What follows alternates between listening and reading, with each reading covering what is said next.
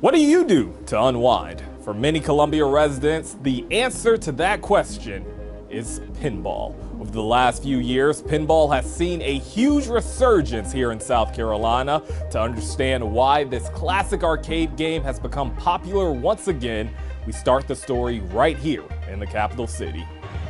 Columbia, you would never even pick for a pinball city. Any areas that have a season where you can't go outside much, pinball is way more popular. Columbia, with its hot summers, make it actually a great place for pinball. And one thing I did not know about pinball was how specific the game is. Like, I thought the point was just don't let the ball fall past the flippers. But there is strategy and there are angles. When you first walk up to the pinball machine, it's just a box, and you discover, oh, I can control this seemingly random thing. We call it a world under glass. And that's really what it is. They're creating Iron Maiden concert. They're creating the Avengers Marvel characters, because every game tells a story.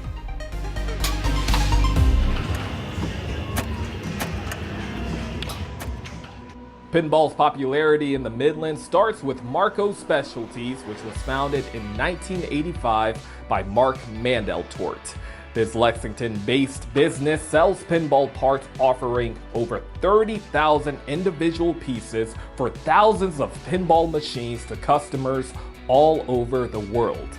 Sadly, in December of 2021, Marco's founder, Mark Mandeltort, passed away, leaving a huge hole in both the company and the pinball community nationwide.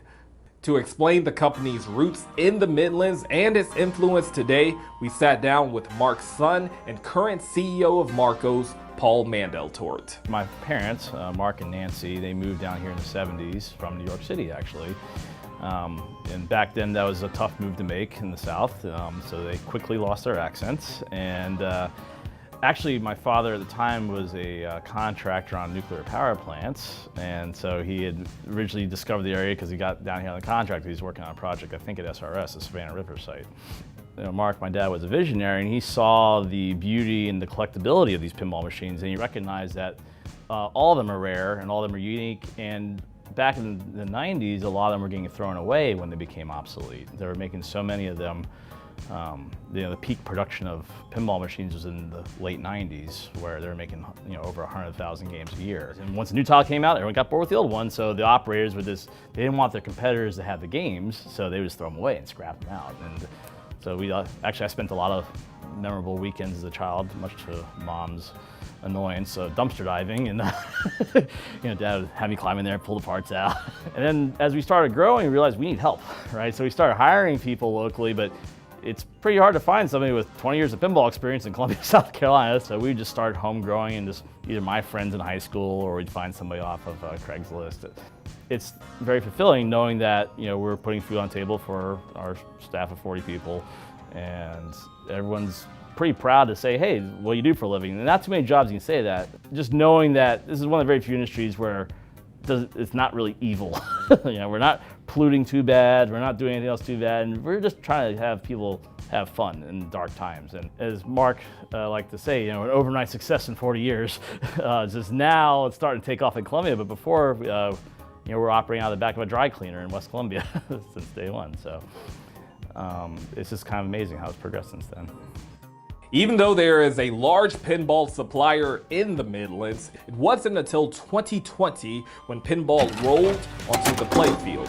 Today, you can find pinball machines in a lot of different places. To get an idea of just how much the pinball community has grown here, we spoke with Fred Richardson, a two-time champion and the founder of Bangback Pinball Lounge.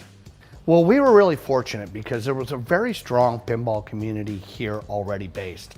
There was something here called the Palmetto Pinball Club, and a lot of people speak of it in whispers. It was a collective of games up above office building down on Divine, and I got to go in there a few times and met great people, wonderful folks that really was this core of great friends. And they were the ones that sort of drove it in the beginning because, we were building this place for them. So we knew we had kind of a built-in audience, but I'm not gonna lie. My first 6 months, I'm on the sidewalk, cranking the organ, dancing around, woohoo, come play pinball. But those were also kind of where we made a lot of connections with people, because that one-on-one speaking to folks, telling them about what we had. I mean, there's a little bit of magic there, no doubt. Fred talked me into going to my first big show in Florida where I went and competed. And they had a main division for men and women and then a women's tournament, so I was competing with people from all over the United States, and I ended up placing third, actually, and did very good. How you build these big points is you start a mode before you start your multi-ball. So to start a mode, you might have to hit a little scoop where the ball goes in a hole, and that's where you start your mission, and you'll want to start your mission and then get into a multi-ball, because it's easier to complete your mission if you have 3 balls going towards shots rather than 1. I've become just as close to some of the girls in Florida as I have here. We all really care for each other and want everyone to be at their best at all times, pretty much. The best part of pinball isn't the games, it's the people. It's the friendships that you make. You know, that's why it says on our front door, come in, make friends. It's the social aspect of it that's important. So yes, you're selling pinball, but you're selling a community. South Carolina is home to several pinball communities. A popular group in Columbia is the Bells and Chimes Cola, which ranks as one of the largest women's pinball leagues in the country. We've probably got a group of 20 to 30 regulars who will come out at any given time for events. We have a really big active group chat, and it really started off with like just me walking around the bar, talking to every woman in the bar and be like, come play, like come on, you know, and just like trying to get people to come play. We have women who have only been playing for like a year, maybe 2, and some of them have taken it really, really seriously, and they've gotten really, really good. Yes, we compete, yes, we travel, but not everybody does that. Like we have people who come and they just play and they have fun, and we just get to know each other. I love to come here. I love to play. It's competitive, but it's also very fun. If you ever move to a city where you don't know anybody in the middle of a pandemic, a pinball league is a great way to meet folks. My husband had recently passed, and I was kind of in a sad place and just needed something that would make me get out the house. And I've loved pinball since I was a kid. I mean, love pinball. So to walk in and see, I think it was 20 machines at that time, I was like, oh my God, and that there were women like me who loved this game just as much as I did. Pinball is this perfect blend of the hand-eye coordination without the complication of some of the like newer age games. It feels attainable for me, and that is kind of just goes with what I love about pinball. It's accessible to all. It's a common misconception that, oh, I'm not very good, I can't participate. That's not true. Just come and play, doesn't matter. And that'd be great because maybe I wouldn't be last all the time, so come on.